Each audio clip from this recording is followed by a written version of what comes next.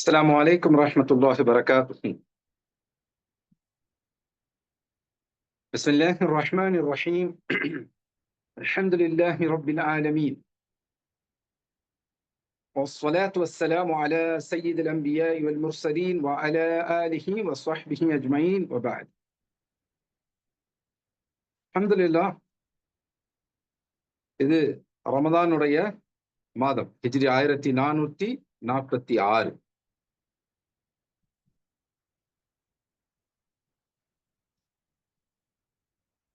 ரெண்டாயிரத்தி 25ஆம் வருடம் மார்ச் மாதம் 5ஆம் தேதியினுடைய இரவு தொழுகைக்கு பிறகு இந்த அமர்வு ஜகாத், ஜகாத்தினுடைய சட்டங்களும் அதனுடைய விளக்கங்களும் அதுதான் நம்ம தொடர்ச்சியா பார்க்க ஆரம்பிச்சிருக்கிறோம். அல்ஹம்துலில்லாஹ். இன்னைக்கு ஜகாத் எந்த பொருட்களின் மீது, எந்த வகையான பொருட்கள் மீது கடமை அப்படிங்கறத பார்த்து, தங்கம் வெள்ளியினுடைய ஜகாத்தை பற்றியும் நம்ம இன்ஷா அல்லாஹ் பார்த்துருவோம். ஜகாத் முதல்ல யார் மீது கடமை? ஒவ்வொரு முஸ்லிம் மீதும் கடமை. ஒவ்வொரு முஸ்லிம்னா வசதி இல்லாத முஸ்லிம்கள் மீதுமா அப்படின்னு கேட்டா இல்ல. சுதந்திரமாக இருக்கக்கூடிய ஒவ்வொரு முஸ்லிமின் மீதும் ஜகாத் கொடுக்கிற அளவுக்கு அவங்களுக்கு செல்வம் சேர்ந்து விட்டால், அதனுடைய முழு அதிகாரமும் அவங்களுக்கு இருந்து விட்டால் அவங்க மீது ஜகாத் கடமை ஆயிடும். அப்ப இங்க சொன்ன இந்த வார்த்தைகள் ஒன்னொன்னுத்தையும் நம்ம கவனிச்சுக்கலாம் இன்ஷா அல்லாஹ். சுதந்திரமான முஸ்லிம். அப்போ ஒரு முஸ்லிம் அடிமையாக இருந்தால் அவர் மீது ஜகாத் கடமை அல்ல. இந்த காலத்துல யாருங்க அடிமையா இருக்கிறாங்க அப்படின்னு கேட்கலாம். இப்போ ஒரு நபர் சிறையில் இருக்கிறார், அப்ப அவருடைய சொத்தை அவர் அனுபவிக்க முடியாது. அந்த சூழல் அவர் மீது ஜகாத் கடமையாகுமானா இல்ல. இன்றைக்கு பொய் வழக்குல அநியாயமாக சில முஸ்லிம்கள் சிறையில் அடைக்கப்படுறாங்க. இப்ப இவங்க மீது ஜகாத் கடமையாகுமா அப்படின்னா, இப்ப இவங்க சுதந்திரமா இல்லை, இப்ப இவங்க மீது ஜகாத் கடமை ஆகாது. அப்போ அந்த முஸ்லிம் சுதந்திரமானவராக இருக்கணும், ஒண்ணு. ரெண்டாவது, அவர்கிட்ட ஜகாத்தினுடைய அளவுக்கு செல்வம் சேர்ந்திருக்கும். ஜகாத் கடமையாற அளவுக்கு செல்வம் சேர்ந்திருக்கும். அதற்கு குறைவான செல்வம் இருக்குது அப்படின்னா அவர் மீது ஜகாத் கிடையாது. உதாரணத்துக்கு தங்கம் எடுத்துப்போம். 10 பவுன் அளவுக்கு அவர்கிட்ட தங்கம் இருக்கு அப்படின்னா அவருக்கு ஜகாத் கடமை கிடையாது. அதாவது 80 கிராம் இருக்குது, ஜகாத் கடமை கிடையாது. 85 கிராம் அப்படின்னு வரும்போது 10.5 பவுனுக்கும் 1 கிராம் அதிகமாக ஆகும் பொழுது அவருக்கு ஜகாத் கடமை ஆயிடும். இப்ப இதனுடைய நிசாப் அப்படின்னா என்ன? அந்த பொருளுடைய அளவு. சில பொருட்கள்ல கால அளவும் நம்ம பார்த்தாகும். இப்ப தங்கம் வெள்ளி போன்ற விஷயங்களுக்கு காலத்தினுடைய அளவும் பார்க்கணும். அதாவது அந்த பொருள் ஒரு வருடம் 12 மாதங்கள் இஸ்லாமிய மாதங்கள் பூர்த்தியா இருக்கணும் அப்படிங்கிறதையும் பார்க்கணும். அப்ப அந்த நபர் முஸ்லீமாக இருக்கணும், அவர் சுதந்திரமாக இருக்கணும், அந்த செல்வம் அவருக்கு ஜகாத் கொடுக்கிற அளவுக்கு சேர்ந்து இருக்கும். அதாவது அதனுடைய நிசாப், ஹவுல் தேவைப்பட்டால் ஹவுல், இதெல்லாம் வந்திருக்கணும். அதற்கு அடுத்தது அந்த செல்வத்தினுடைய முழு அதிகாரமும் அவர்கிட்ட இருக்கணும். இந்த 4 இருந்தா அந்த நபர் மீது ஜகாத் கடமையாயிடும். எந்த விஷயங்கள்? ஒண்ணு, அந்த நபர் முஸ்லீமாக இருக்கணும்.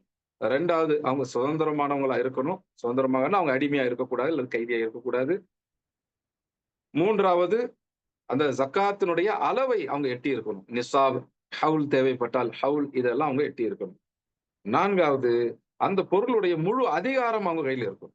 யாருக்கு இந்த 4 விஷயங்களும் இருக்கோ அவங்க மீது ஜக்காத் கடமை ஆகிறது. அப்போ ஒரு நபர் அவர் முஸ்லீமாக இல்லை, இன்னும் இஸ்லாமை ஏற்றுக்கொள்ளவில்லை, ஆனா ஜக்காத் நல்லது அப்படின்னு அவருக்கு படுது. இப்ப இவர் மீது ஜக்காத் கடமை ஆகுமானா ஜக்காத் கடமை கிடையாது.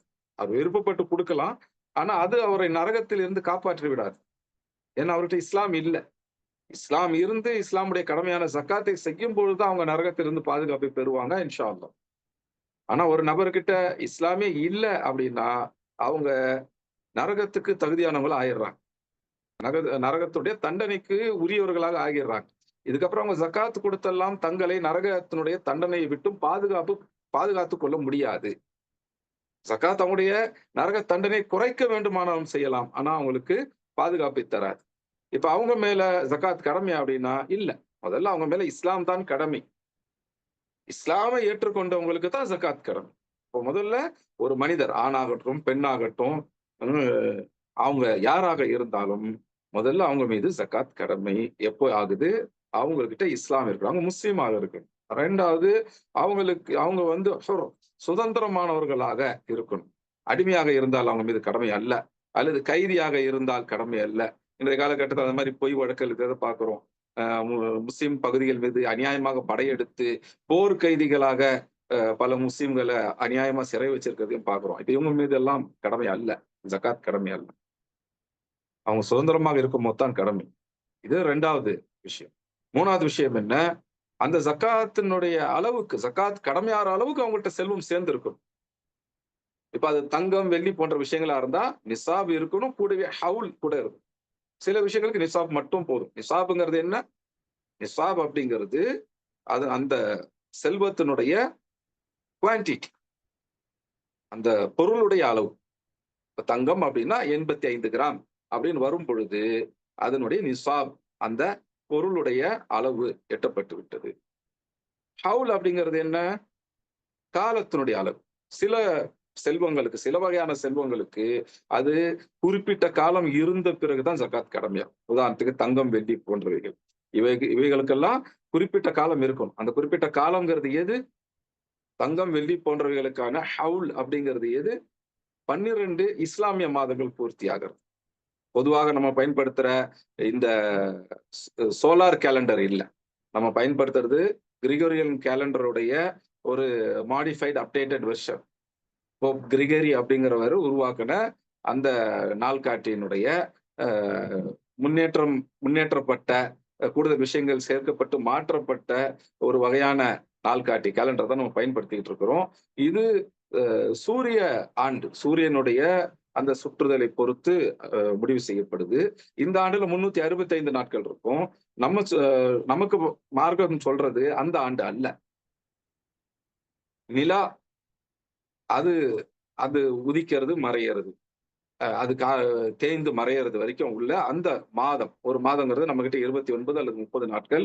ஒரு நிலாவுடைய சுழற்சி அடிப்படையிலான லூனார் கேலண்டர் அடிப்படையில இஸ்லாமிய ஆண்டுங்கிறது 354 நாட்கள் கொண்டதாக அமையும். அந்த அ வருஷத்த தான், ஒரு வருஷம் முடியறத தான் இங்க நம்ம கணக்காக வைக்கிறோம். அப்போ இந்த விஷயம் நமக்கு இந்நேரம் தெளிவாகி இருக்கணும். இல்லையா? இன்ஷா அல்லாஹ். ஜகாத் யார் மீது கடமை? யாருக்கு இந்த 4 விஷயங்கள் ஒன்றாக அமையுதோ, அவங்கள் மீது ஜகாத் கடமை ஆயிடும். அந்த 4 விஷயங்கள் என்னன்னா, முதலாவது அவங்க அவங்க கிட்ட இஸ்லாம் இருக்கணும். முஸ்லீமாக இருக்கணும். 2வது அவங்களுக்கு சுதந்திரம் இருக்கணும். அடிமையாகவோ, கைதியாகவோ இருந்தால் அவங்களுக்கு மீது ஜக்காத் கடமை அல்ல. 3வது அதனுடைய அ அந்த ஜக்காத் கொடுக்கிற அளவுக்கு செல்வம் அவங்கள்ட்ட சேர்ந்திருக்கணும். அதனுடைய நிசாப், ஹவுல் இதெல்லாம் அவங்க வந்து அடைஞ்சிருக்கணும். 4வது அதனுடைய முழுமையான அதிகாரத்த அவங்க பெற்று இருக்கணும். அதனுடைய ஓனர்ஷிப்பும், கண்ட்ரோலும் அவங்கள்ட்ட இருக்கணும். அப்படி இல்லன்னா அவங்க மீது ஜக்காத் கடமை ஆகாது. இந்த 4 விஷயங்கள். அப்ப நம்ம கையில இருக்கிற பொருளுக்கு தான் வந்து நம்ம ஜக்காத் குடுக்கணும். நம்ம கையில இல்ல, அல்லது நமக்கு உரிமை இருக்குது. ஆனா இப்போதைக்கு நம்மளுடைய கண்ட்ரோல்ல இல்ல அப்படின்னா, அது ஜக்காத் கடமையாகாது. அப்ப இந்த 4 விஷயங்கள் ஞாபகத்துல வச்சுக்கணும். அல்ஹம்துலில்லாஹ். சரி. இது யாருக்கு ஜக்காத் கடமையாகுதுங்கிறது. அடுத்த தலைப்பு நம்ம பார்க்க போறது, எந்த வகையான செல்வங்களுக்கு ஜக்காத் கடமை? எந்த வகையான செல்வங்களுக்கு ஜக்காத் கடமை? இப்ப எல்லா வகையான செல்வங்களுக்கெல்லாம் ஜக்காத் கடமை அல்ல. குறிப்பிட்ட வகை. அறிஞர்கள் குர்ஆன் சொன்ன அடிப்படையில அதை வகைப்படுத்தி குடுத்திருக்கிறாங்க. 4 வகையான செல்வங்களுக்கு தான் ஜக்காத் கடமையாவுது. எத்தன வகை? 4 வகைகள். 4 வகைகளான செல்வங்களுக்கு தான் ஜக்காத் கடமையாகுது. அந்த 4 வகைகள் என்னென்ன? முதலாவது, தங்கம், வெள்ளி அவற்றுக்கு சமமான பணம். இதுக்கெல்லாம் ஜக்காத் கடமை. தங்கம், வெள்ளி அவற்றுக்கு சமமானவை. இதுக்கெல்லாம் ஜக்காத் கடமை. இது முதல் வகை. 2வது கால்நடைகள். நம்ம வீட்ல வளர்க்கக்கூடிய அல்லது விவசாயத்திற்கு, வேளாண்மைக்கு பயன்படுத்தக்கூடிய கால்நடைகள். அல்லது நம்ம மற்ற பயன்பாட்டுக்கு பயன்படுத்தக்கூடிய கால்நடைகள். அதாவது ஆடுகள், மாடுகள், ஒட்டகங்கள் இதெல்லாம். மாடுன்னு வரும்போது, அதுல பசுமாடு வரலாம், எருமை மாடும் வரலாம். அது காளை மாடு அது எல்லாமே அதுக்குள்ள வந்துரும். இது வந்து இங்கிலீஷ்ல சொன்னா டொமெஸ்டிகேட்டட் லைவ் ஸ்டாக். ஓகே. இது 2 முடிஞ்சிருச்சு. 3வது பூமியிலிருந்து பெறக்கூடியவை. பூமியிலிருந்து பெறக்கூடியவை. அது நம்ம எதையாவது விதைச்சு, அதை வளரச் செய்து அறுவடை செய்யறதாகவும் இருக்கலாம். அல்லது பூமியிலிருந்து பெறக்கூடிய பொக்கிஷங்களாகவும் இருக்கலாம். இதெல்லாம் வந்து பூமியிலிருந்து பெறக்கூடியது. இதுல அதிகமாக பரவலாக வர்றது என்ன? நம்மளுடைய வேளாண்மை, விவசாயம் அதுல வரக்கூடியது தான். அப்ப பூமியிலிருந்து வரக்கூடிய பொருட்கள். இது 3வது. 4வது நம்ம வியாபாரம், தொழில் பண்ணிட்டு இருக்கோம். இதுக்கான இன்வென்டரி இருக்கும். அதாவது விற்பனை பொருட்கள் இருக்கும். அதுக்கும் ஜக்காத் உண்டு. இதுல ஒவ்வொரு வகையையும் நாம தனித்தனியாக இன்ஷா அல்லாஹ் பார்ப்போம். இப்ப நம்ம முதல்ல என்ன பார்த்து முடிச்சோம்? ஜக்காத் யாருக்கு கடமையாகுது அப்படின்னு. 4 விஷயங்கள் இருந்தா ஒரு மனிதனுக்கு ஜக்காத் கடமையாகுது அப்படிங்கிறத பார்த்து முடிச்சுட்டோம். அல்ஹம்துலில்லாஹ். இப்போ நம்ம பார்த்துக்கிட்டு இருக்கிறது எந்த வகையான செல்வங்களுக்கு ஜக்காத் கடமை?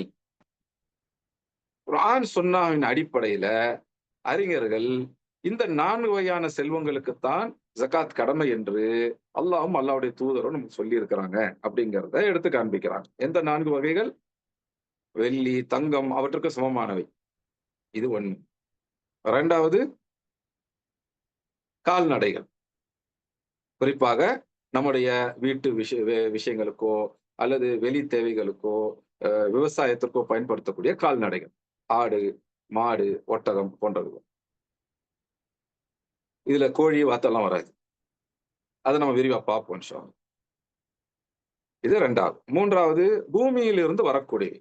பூமியிலிருந்து விளைச்சலாக நம்ம எடுக்கக்கூடியது. நம்ம விதைத்து, வளரச் செய்து, அறுவடை செய்து எடுக்கக்கூடிய பயிர்கள். அது வந்து நம்ம இந்த மாரி அரிசி அதாவது நெல், கோதுமை போன்றதாகவும் இருக்கலாம். அல்லது தோப்புகள். அது இன்னைக்கு போட்டு 4 வருஷம், 5 வருஷம் கழிச்சு வளரக்கூடியதாகவும் இருக்கலாம். 15 வருஷம் கழிச்சு வளரக்கூடியதாக இருக்கலாம். அல்லது ஒரு 50 வருஷம், 80 வருஷம் வச்சிருந்து வெட்டி விக்கக்கூடிய தேக்கு, சந்தனம் மாதிரி விஷயங்களா இருக்கலாம். இதெல்லாம் வந்து பூமியிலிருந்து வளரக்கூடியது. இதுக்கான ஜக்காத். இதுக்கெல்லாம் ஜக்காத் வந்து கடமை. இதுக்கான ஜக்காத் குடுக்கணும். இது 3வது. 4வது பிசினஸ் இன்வென்டரி. மெர்கன்டைஸ். அதாவது தொழிலுக்காக, விற்பனைக்காக நம்ம வந்து வாங்கி வச்சிருக்கிற அல்லது செய்து வைத்திருக்கக்கூடிய பொருட்கள். நம்ம உற்பத்தி செய்த பொருட்கள். அல்லது பிறர் உற்பத்தி செய்த நம்ம விற்கிறதுக்காக வாங்கி வச்சிருக்கிறோம் பார்த்தீங்கன்னா, அந்த வகையான பொருட்கள். இந்த 4 வகையில மட்டும் தான் ஜக்காத் இருக்கு. இதை தாண்டி வேற ஒரு வகையில ஜக்காத் அப்படிங்கிறது இல்ல. இப்ப எதுக்கு ஜக்காத் இல்ல? அதுக்கு ஒரு உதாரணம் பார்த்தோம்னா, நம்மளுடைய தனிப்பட்ட சொந்த பயன்பாட்டுக்கு உள்ள விஷயங்கள். இதுக்கு ஜக்காத் கிடையாது. எதுக்கு ஜக்காத் கிடையாது? நம்முடைய தனிப்பட்ட சொந்த பயன்பாட்டுக்கு உள்ள விஷயங்களுக்கு பொதுவாக ஜக்காத் கிடையாது. உதாரணத்துக்கு குடியிருக்கிற வீடு. அந்த வீட்டுக்கு ஜக்காத் கிடையாது. அது வீடு வந்து சின்னதாகவும் இருக்கலாம், நடுத்தரமாவும் இருக்கலாம், பெரியதாகவும் இருக்கலாம். குடியிருக்கக்கூடிய வீட்டுக்கு ஜக்காத் கிடையாது. பயன்படுத்தக்கூடிய வாகனத்துக்கு ஜக்காத் கிடையாது. அந்த காலத்துல குதிரை, ஒட்டகம் இதையெல்லாம் வந்து பயணத்துக்கு பயன்படுத்துவாங்க. ஒரு இடத்தை இன்னொரு போறதுக்கு பயன்படுத்துவாங்க. கோவேறு கழுதை இதெல்லாம் பயன்படுத்துவாங்க. அப்ப இதுக்கெல்லாம் ஜக்காத் கிடையாது. அப்ப அந்த வகையில இன்றைக்கு இப்ப வந்து பார்க்கும் பொழுது, நம்ம அன்றாட வாழ்க்கைக்கு பயன்படுத்திக்கிட்டு இருக்கிற பைக்கோ, ஸ்கூட்டரோ அல்லது காரா கூட இருக்கட்டும். அது காஸ்ட்லி காரா கூட இருக்கட்டும். ஆனா அன்றாட வாழ்க்கைக்கு பயன்படுத்துறோம் அப்படின்னா, அதற்கு ஜக்காத் கிடையாது. அப்போ நம்ம அன்றாட வாழ்க்கைக்கு என்று வைத்திருக்கக்கூடிய விஷயங்களுக்கு ஜக்காத் கிடையாது. அப்ப என்ன வகையான பொருட்களுக்கு ஜக்காத் இருக்குது? எந்த வகையான பொருட்கள் வந்து அ நம்ம எந்த வகையான பொருட்களில் இருந்து பலனை பெறுவோமோ, பொருளாதார ரீதியான பலனை பெறுவோமோ, அதிலிருந்து தான் ஜக்காத். எந்த வகையான பொருட்களில் இருந்து நம்ம பொருளாதார ரீதியாக, நிதி ரீதியா வந்து பலனை பெறுவோமோ, பினான்சியலா நமக்கு ஒரு அதிலேருந்து வந்து ஒரு பெனிஃபிட் இருக்குதோ, அதுக்கு தான் ஜக்காத். அப்ப நம்ம அன்றாட வாழ்க்கைக்கு பயன்படுத்துற விஷயங்கள்ல ஜக்காத் கிடையாது. நம்ம குடியிருக்கிற வீட்டுக்கு ஜக்காத் கிடையாது. அது பெரிய பங்களாவா இருக்கட்டும், பேலஸா கூட இருக்கட்டும், ஜக்காத் கிடையாது. அதேபோல நம்ம பயன்படுத்துற வாகனங்களுக்கெல்லாம் ஜக்காத் கிடையாது. நம்ம அன்றாட விஷயங்களை பயன்படுத்துற விஷயங்களுக்கு ஜக்காத் கிடையாது. அது வாகனங்கிறது பைக்கா இருக்கலாம், ஸ்கூட்டரா இருக்கலாம். ஏங்க பைக் தாங்க. ஆனா அந்த பைக்கோட விலை 5,00,000, 20,00,000 பிரச்சனை இல்ல. நீங்க அன்றாடம் பயன்படுத்துறீங்க அப்படின்னா, அதுக்கு ஜக்காத் இல்ல. அதே போல தான் கார். அது வந்து என்னுடைய நான் கார் வச்சு தான் போறேன் அப்படின்னா பிரச்சனை இல்ல. அந்த கார் 10,00,000 இருக்கலாம், 20,00,000 இருக்கலாம், 60,00,000 இருக்கலாம், 1,00,00,000 இருக்கலாம். நீங்க அன்றாட வாழ்க்கைக்கு பயன்படுத்துறீங்கன்னா, அதுக்கு ஜக்காத் இல்ல. இப்ப ஜக்காத்துங்கிறது இந்த 4 வகையான செல்வங்களுக்கு, 4 வகையான சொத்துகளுக்கு தான் ஜக்காத். எந்த 4 வகைகள்? மறுபடியும் ஒரு தடவ கடைசியா பார்த்துக்குவோம். 1 வெள்ளி, தங்கம் அதற்கு சமமானவை. 2 கால்நடைகள். நம்ம பயன்படுத்தக்கூடிய கால்நடைகள். கால்நடைகள்னா மானெல்லாம் கூட கால்நடையா? அப்படின்னு கூட சொல்லலாம். இல்ல. அப்ப எல்லா மிருகங்கள்ல வரும். நம்மளுடைய மனித வாழ்க்கையில உள்ள கலந்து இருக்கக்கூடிய மனிதனுடைய அன்றாட தேவைகளுக்கு பயன்படுத்தக்கூடிய, அதே சமயத்துல அதிலிருந்து பொருளாதார பலனை பெறக்கூடிய கால்நடைகள் வரும் பொழுது, அதுல அல்லாஹும் அல்லாஹ்வுடைய தூதரும் சுட்டி காண்பித்த கால்நடைகளுக்கு ஜக்காத். 3வது நிலத்திலிருந்து பெறக்கூடிய அந்த வருமானம். இந்த வருமானத்தை தரக்கூடிய வேளாண்மை பொருட்கள், அதுக்கெல்லாம் ஜக்காத் உண்டு. வேளாண்மை பொருட்களுக்கு மட்டுமில்ல, நிலத்திலிருந்து ஏதாவது ஒரு தங்கம், வெள்ளி அது மாரி கிடைச்சாலும், அல்லது பொக்கிஷங்கள் யாரோ முந்தைய காலத்துல புதைச்சு வச்சிருக்கிறாங்க. நம்ம காலத்துல அது வெளியில எடுக்கும். அதுக்கெல்லாம் உண்டு. சரி. இது வந்து 3வது. 4வது நம்மளுடைய பிசினஸ் இன்வென்டரி அல்லது மெர்கன்டைஸ். அதாவது விற்பனைக்காக நம்ம வச்சிருக்கக்கூடிய பொருள். அது நம்மளே உற்பத்தி செஞ்சு வச்சிருந்தாலும் சரிதான். அல்லது இன்னொருத்தர்ட்ட இருந்து வாங்கி வித்தாலும் சரிதான். நம்முடைய விற்பனை இடத்துல, நம்முடைய கடையிலயோ, இல்ல நம்மளுடைய குடோன்லயோ நம்ம வந்து வச்சிருக்கிறோம் அப்படின்னா, அ அது வந்து நிசாப் அதுக்கு ஹவுல்லாம் இருந்துச்சு அப்படின்னா, அது சேர்ந்த உடனே குடுத்துறணும். ஜக்காத் குடுத்துறணும். இது ஒவ்வொரு வகையான செல்வத்தை பற்றியும், அதற்கான ஜக்காத்தை பற்றியும் நம்ம இன்ஷா அல்லாஹ் விரிவா பார்ப்போம். இன்னைக்கு நம்ம பார்க்க போறது வெள்ளி, தங்கம் அதை சார்ந்தது மட்டும் தான் பார்க்க போறோம். இன்ஷா அல்லாஹ். அப்ப இதுவரைக்கும் என்ன பார்த்திருக்கிறோம்? யாருக்கு ஜக்காத் கடமை?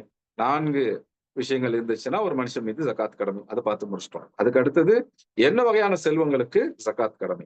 4 வகையான செல்வங்களுக்கு தான் ஜக்காத் கடமை அப்படிங்கிறத பார்த்து முடிச்சுட்டோம். அல்ஹம்துலில்லாஹ். இப்ப நம்ம அடுத்தது பார்க்க போறது, அதுல முதல் வகையான தங்கம், வெள்ளி இதுக்கான ஜக்காத். ஏன் இத முதல்ல பார்க்கிறோம்? பெரும்பாலும் இதுல தான் கேள்வி வரும். இதுதான் வந்து பெரும்பாலான வீடுகள்ல இருக்கும். அவங்க என்ன வகையான தொழில் செய்றவங்களா இருந்தாலும், அவங்க வந்து வியாபாரம் செய்றதா இருக்கட்டும், விவசாயம் செய்றதா இருக்கட்டும், அல்லது அ ஒரு எம்ப்ளாயியாக இன்னொருத்தர்ட்ட வேலை செய்றதா இருக்கட்டும், இவங்கள்ல யாராக இருந்தாலும் தாங்கள் சம்பாதிக்கிறத தங்கமாகவோ, வெள்ளியாகவோ மாத்துவாங்க. அப்போ இந்த வகையானது தான் நம்ம முதல்ல வந்து இன்ஷா அல்லாஹ் பார்க்க போறோம்.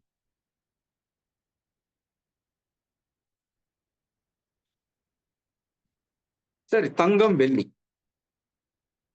நபி முஹம்மது ஸல்லல்லாஹு அலைஹி வஸல்லம் உடைய காலகட்டத்துல தங்கமும், வெள்ளியும் பணமாக பயன்படுத்தப்பட்டு வந்தது. இன்னைக்கு தங்கமோ, வெள்ளியோ பணமா பயன்படுத்தப்படுதா அப்படின்னா இல்ல. ஆனா அன்னைக்கு தங்கமும், வெள்ளியும் பணமாக பயன்படுத்தப்பட்டு வந்தது. வெள்ளி காசுகள் இதுதான் வந்து காமன் கரன்சியா இருந்துச்சு. அன்றாட வாழ்க்கையில பயன்படுத்தக்கூடிய பணம்ங்கிறது வெள்ளி பணம் தான். தங்கமும் பயன்பாட்டுல இருந்துச்சு. தங்க காசுகளும் இருந்தது. ஆனால் அதிகமாக மக்களுக்கு மத்தியில புழக்கத்துல இருந்தது. அன்றாட வாழ்க்கைக்கான விஷயங்கள வந்து வாங்குறதுக்கு பயன்படுத்துறது அப்படிங்கிறது வெள்ளி காசுகள். நபி ஸல்லல்லாஹு அலைஹி வஸல்லம் காலத்து வெள்ளி காசுகளுக்கு திர்ஹம் அப்படின்னு பேர். திர்ஹம் அப்படின்னு பேர். நபி ஸல்லல்லாஹு அலைஹி வஸல்லம் காலத்து தங்க காசுகளுக்கு தீனார் அப்படின்னு பேர். என்ன பேரு? தீனார். இன்னைக்கு இந்த பெயர்கள் எல்லாம் நம்ம அரபு நாடுகள்ல பார்க்கிறோம். இல்லையா? UAEல, ஐக்கிய அரபு அமீரகத்துல, துபாய்ல, அபுதாபில, ஷார்ஜால இங்கெல்லாம் என்ன பயன்படுத்துறாங்க? திர்ஹம் பயன்படுத்துறாங்க. இல்லையா? குவைத்துல, குவைத் தீனார் பயன்படுத்துறாங்க.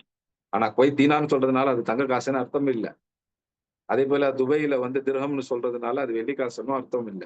பெயர்கள் தான் பொதுவானதா இருக்குதே தவிர, நபி ஸல்லல்லாஹு அலைஹி வஸல்லம் காலத்து திர்ஹம் அப்படிங்கிறது வெள்ளி காசு, பேப்பர் காசு இல்ல.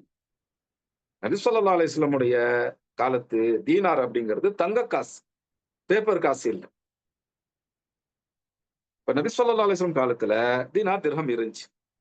இப்ப தங்கம், வெள்ளி இருந்துச்சுன்னா, அதை அச்சடிக்கக்கூடிய இடங்கள் இருக்கும். நபி ஸல்லல்லாஹு அலைஹி வஸல்லம் காலத்துல அரபு நாட்டுல தங்கத்தையோ, வெள்ளியையோ அச்சடிக்கக்கூடிய இடங்கள் கிடையாது. அதாவது காசுகளாக அதை அடிச்சு வெளியே கொண்டு வரக்கூடிய இடங்கள். இங்கிலீஷ்ல மின்ட் அப்படின்னு சொல்லுவாங்க. நம்ம மெட்ராஸ்க்கு சென்னைக்கு போயிட்டு வந்தவங்களுக்கு தெரியும். மின்ட் ஸ்ட்ரீட் அப்படின்னு ஒரு இடம் இருக்குது. காசுகள் அச்சடிக்கிற இடம் இருந்த தெரு தான் அது மின்ட் ஸ்ட்ரீட். இப்ப மின்ட் அப்படிங்கிறது காசுகளை, நாணயங்களை அச்சடிக்கக்கூடியது. அந்த காலத்துல தங்க நாணயம், வெள்ளி நாணயம் எல்லாம் இருந்துச்சு. நபி ஸல்லல்லாஹு அலைஹி வஸல்லம் காலத்துல அரபு நாட்டுல கிடையாது. தங்க நாணயம், வெள்ளி நாணயம் எல்லாம் அச்சடிக்கிறது கிடையாது. அப்ப இந்த வார்த்தைகள் எங்க இருந்து வந்தது? தீனார், திர்ஹம் எல்லாம். ஏன்னா அவங்க கிட்டயும் தீனார், தங்கம் காசு, வெள்ளி காசுங்கிறது பழக்கத்துல இருந்தது தான். அவங்க புழங்கி கொண்டு இருந்தவைகள் தான். அப்ப அந்த காசு எந்த ஆட்சியினுடைய காசு அப்படின்னு பார்த்தோம்னா, நபி ஸல்லல்லாஹு அலைஹி வஸல்லம் காலத்துல அரபிகள் இடத்தில் பயன்படுத்தப்பட்ட வந்த தங்கம், வெள்ளி அப்படிங்கிறது ஒண்ணு ரோமானிய பேரரசனுடைய காசாக இருக்கும், அல்லது பாரசீக பேரரசுடைய காசாக இருக்கும். ஒண்ணு ரோமானிய பேரரசனுடைய தங்க காசு, வெள்ளி காசு, அல்லது பாரசீக பேரரசுடைய தங்க காசு, வெள்ளி காசு. இது ரெண்டு தான் இருக்கு. இன்னும் சொல்ல போனால் இந்த திர்ஹம் அப்படிங்கிற வார்த்தையை பாத்தீங்கன்னா ரோமானியர்களுடைய பயன்பாட்டுல வந்த வார்த்தை தான். தீனாருங்கிற வார்த்தை கூட ரோமானியருடைய பயன்பாட்டுல வந்த வார்த்தை தான். திர்ஹம் அப்படிங்கிற வார்த்தை, இது அரபி வார்த்தையா இருந்தாலும் இது எங்க இருந்து வந்தது அப்படின்னு பாத்தீங்கன்னா கிரேக்க வார்த்தையிலிருந்து வந்தது. கிரேக்க பகுதியில் இருக்கக்கூடியவங்க வெள்ளி காசுகளை ஆரம்பத்திலே அவங்க அச்சடிச்சாங்க. ஸல்லல்லாஹு அலைஹி வஸல்லம் ஒரு 2000 வருஷத்துக்கு முன்னாடி அவங்க வெள்ளி காசுகள் எல்லாம் அச்சடிக்க ஆரம்பிச்சிட்டாங்க. அதுக்கு அவங்க மொழியில டிராக்மா அப்படின்னு பேர். அந்த டிராக்மா அப்படிங்கிறது தான் அரபிகளுக்கிட்ட வரும்போது திர்ஹம் அப்படின்னு ஆயிடுச்சு.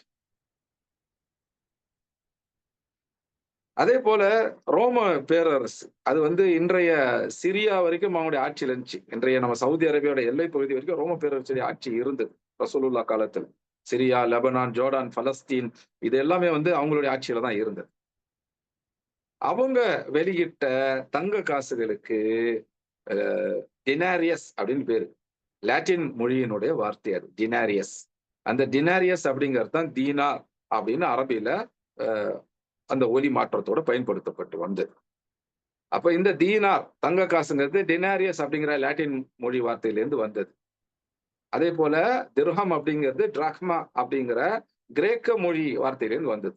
அப்ப இது ரெண்டுமே ரோம பேரரசு பயன்படுத்திக்கிட்டு வந்த வார்த்தைகள். அவங்க பயன்படுத்தின, அவங்க அச்சடிச்சு வெளியிட்ட தங்க காசுகள், வெள்ளி காசுடைய பெயர்கள். அதை அரபிகள் என்ன வார்த்தை சொல்லுவாங்க? தீனார், திர்ஹம் என்று சொல்லுவாங்க. தீனார் அப்படிங்கிறது தங்க காசு, திர்ஹம் அப்படிங்கிறது வெள்ளி காசு. அப்ப அந்த காலகட்டத்துல தங்கமும் வெள்ளியும் பணமாக பயன்படுத்தப்பட்டு வந்தது. இன்னைக்கு தங்கமோ வெள்ளியோ பணமாக இல்லை. ஒரு 100 ஆண்டுக்கு முன்னாடி கூட தங்கம், வெள்ளி எல்லாம் பயன்பாட்டுல இருந்துச்சு தான். இந்தியாவுல கூட இருந்தது. அப்புறம் யூரோப்பியர்களுடைய, பிரிட்டிஷ்காரங்களுடைய ஆட்சியில அது அப்படியே பேப்பர் கரன்சியாக மாறிடுச்சு.